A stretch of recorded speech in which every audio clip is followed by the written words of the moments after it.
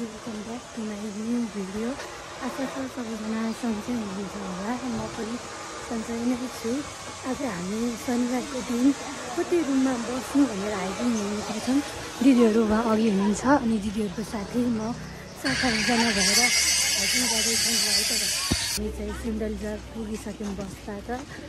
हामी चाहिँ साथीहरू हामी 8 जनाको टिम। ओ त मेन फोकसमा उकालोमा चढ्नु परेछ। हामीलाई फेरि टिकट चाहिँ काटेको छैन हामीले।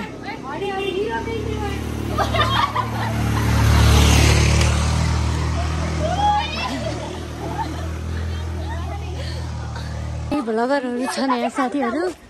हामी चाहिँ यो उकालो चढ्दैछौँ। हामी अझ टिकट चाहिँ काटेको छैन। अब चाहिँ हामी गाइजहरू टिकट काट्नु पर्नुहुन्छ अघि।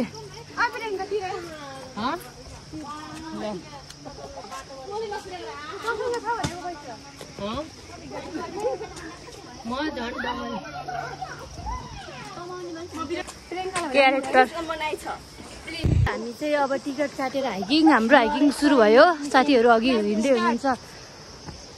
अब हिँड्न सकिने हो कि होइन थाहा छैन। यिनीहरूको गफ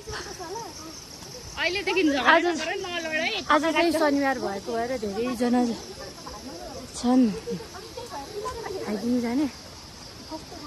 कस्तो हुन्छ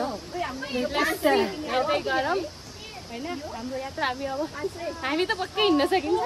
अगाडिका गाइजहरू हिँड्न सक्छन् कि सक्दैनन्। सब लुरे छन्। सब लुरे छन्। हामी मात्र डन। खोला चाहिँ अलिक धमिलो हो।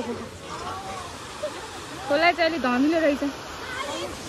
यस्तो भ्यू रहेको छ। आज शनिबार भएको कारणले भिड नै छ। फोटो खिच्ने रे साथीहरूले यहाँ।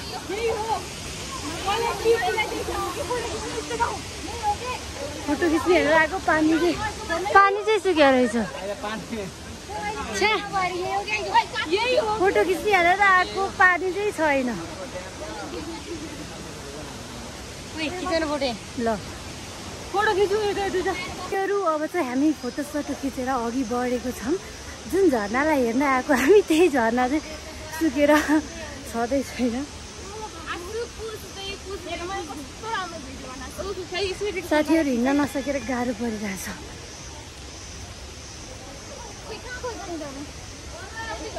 यस्तो राम्रो भ्यू छ नि। ल मन्दिरको दर्शन गरेर हामी चाहिँ अघि बढिसक्यौँ। हामी चाहिँ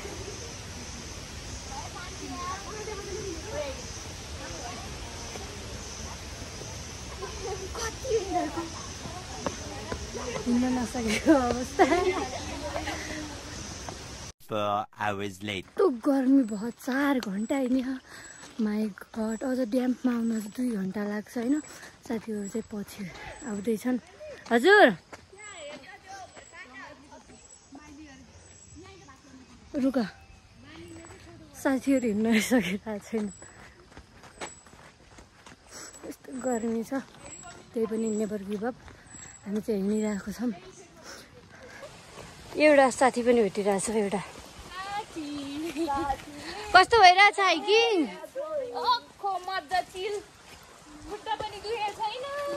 खुट्टा पनि दुखेको छैन। भोक पनि लाग्छ छैन। थकाइ पनि लाग्छ छैन। किन होला यस्तो? यसो हाइकिङको मजै भएन नि। खाने ठाउँ रहेछ साथीहरू। धेरै छन्। अब चाहिँ हामी यहाँदेखि ओह्रालो लाग्नुपर्नेछ। अहिले चाहिँ हामी उकालो आइरहेको थियौँ। अब चाहिँ हामी ओह्रालो जानुपर्ने हुन्छ। क्या चिसो पानी छ यहाँको।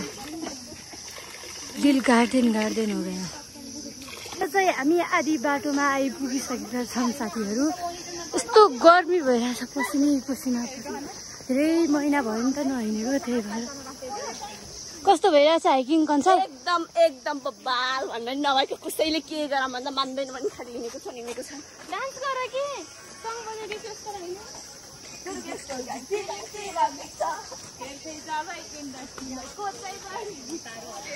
कोही अघि कोही पछि हिँडिरहेको छन् साथीहरू।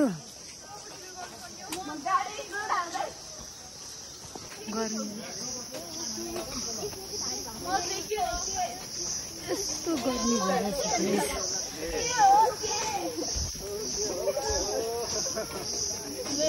सुन्दर रिजालको गेटमा आइपुग्यौँ। यहाँ चाहिँ फोटो खिच्न निषेध रहेछ। के गर्नु, अघि गएर फोटो खिच्न मिल्दैन, निषेध रहेछ। 2 hours later. हामी फेरि नयाँ ठाउँमा आइपुगिसकेको छौँ। यस्तो फोहोर छ, फेरि राम्रो त छ तर फोहोर छ। हामी यता हेर, हामी मान्छे जस्तो छौँ, हाम्रो पानी पनि त्यस्तै रहेको छ। अब चाहिँ हामीले 10 बजिसकेको छ। अब खाजा खानुपर्ने हुन्छ, खाजा र खाना एकैचोटि। तर हामी बस्ने ठाउँ खोज्दैछौँ। खाजा खाने तयारी गर्दैछन्। भोक लाग्यो अरे, 10-11 बज्न लागिसक्यो।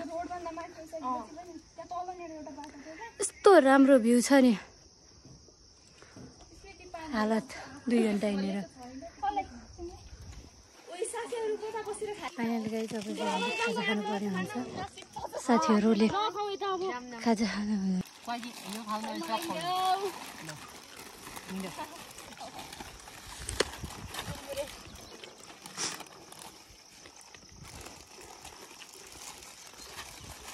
A few moments later. अब चाहिँ हामी खाँदै हिँडिरहेछौँ, स्याउ खाँदै हिँडिरहेछौँ।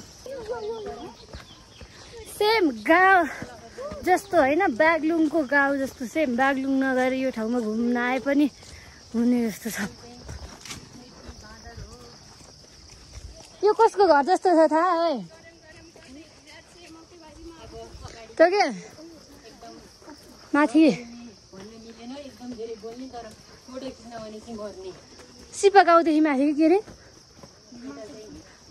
माटी बिसाउनु जस्तै छ यहाँ। यहाँ 2-4 जना नि भेटे। Thank god. यसको एउटा यस्तो भ्यू थियो। उहाँ चाहिँ के मन्दिर छ?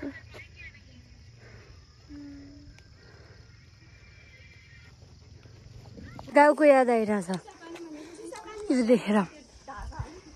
हाम्रो गाउँ जस्तै छ, हाइकिङ कम गाउँमा घुम्न आए जस्तो फिल भइरहेछ। हामी काठमाडौँ वहाँ छ। हामी चाहिँ यस्तो सुविधा पनि रहेछ है नयाँ गाइज।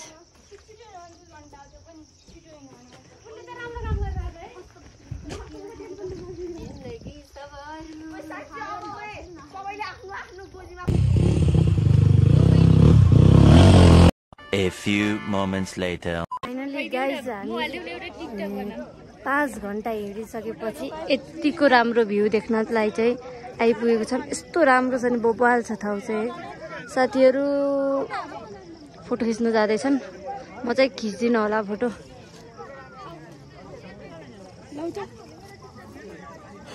कस्तो लागिरहेछ? तर कस्तो कस्तो के हो बिना काम आएर के लास्टै खुट्टा दुख्यो। अब 3 बजे। अब एकछिन साथीहरूले फोटो खिच्छन् अनि हामी चाहिँ जानुपर्ने हुन्छ। वा 10 बजी हिँडेको 2 बजी आइपुग्यौँ। अब 3 बजी हिँडेर कति बजी पुग्ने थाहा छैन।